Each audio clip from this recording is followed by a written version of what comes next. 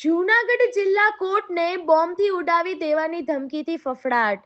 જાણો શું છે સમગ્ર મામલો.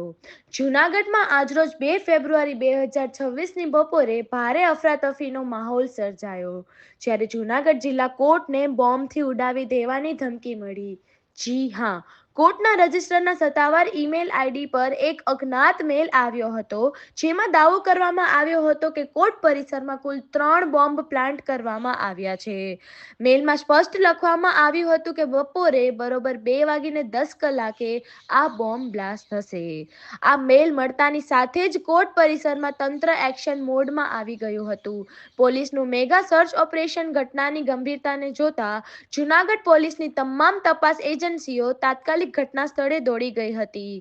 BDS, bomb disposal squad, dog squad અને વજ્રવાન સહિતની ટીમોએ સમગ્ર કોર્ટ સંકુલને બાનમાં લઈને સર્ચ ઓપરેશન હાથ ધર્યું હતું. સતત 3 કલાક સુધી કોર્ટના ખૂણે ખૂણા ફેદી માર્યા બાદ સદનસીબે કોઈ પણ પ્રકારની વાંધાજનક વસ્તુ કે વિસ્ફોટ મળી આવ્યા નહોતા.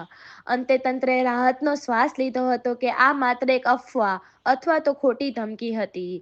આ અંગે જૂનાગઢ ડિવિઝનના DYSP હિતેશ ધાંધલિયાએ મીડિયાને માહિતી આપતા જણાવ્યું કે અફવા ફેલાવનાર અને ઈમેલ કરનાર અજાણ્યા શખ્સ વિરુદ્ધ A ડિવિઝન પોલીસ સ્ટેશનમાં ગુનો દાખલ કરવામાં આવ્યો છે અને સાયબર ટીમની મદદથી આ શખ્સને પકડવા માટેના ચક્રો ગતિમાન કર્યા છે.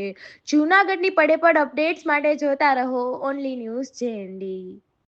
આજરોજ જૂનાગઢ ડિસ્ટ્રિક્ટ કોર્ટને એક ધમકીભર્યા જે મેલ આવેલા તે જણાવ્યા મુજબ 3 બોમ્બ છે એ બપોરના 2:10 બ્લાસ્ટ થવાની શક્યતા છે તેવી હકીકત જણાવતો આ મેલ હોય, જે અંતર્ગત કોર્ટ રજિસ્ટ્રાર શ્રી દ્વારા Junagadh A division police station તથા કંટ્રોલ રૂમને જાણ કરવામાં આવેલી. બનાવની ગંભીરતાને ધ્યાને રાખી સિટી ડિવિઝનના અધિકારીશ્રીઓ અને પોલીસ ટીમે સાથે સાથે SOGની ટીમ અને અધિકારીશ્રી ઘટના સ્થળે આવી સમગ્ર કોર્ટ પરિસર છે સુરક્ષાના માપદંડોને ધ્યાને રાખીને ખાલી કરવામાં આવેલું, તેમજ બોમ્બ ડિસ્પોઝલ સ્ક્વોડ મારફતે સમગ્ર કોર્ટની અંદર જે પાર્ક થયેલા વાહનો આ ઉપરાંત સમગ્ર બિલ્ડિંગ છે ઝીણવટપૂર્વક ચેક કરવામાં આવેલું છે, પરંતુ કોઈ શંકાસ્પદ ચીજવસ્તુઓ મળી આવેલ નથી. હાલ છે આ કોર્ટ પરિસર સેફ છે. વધુમાં આ અજાણ્યા શખ્સ વિરુદ્ધ A ડિવિઝન પોલીસ સ્ટેશનમાં IT એક્ટ મુજબ ગુનો દાખલ કરવાની તજવીજ હાથ ધરેલ છે.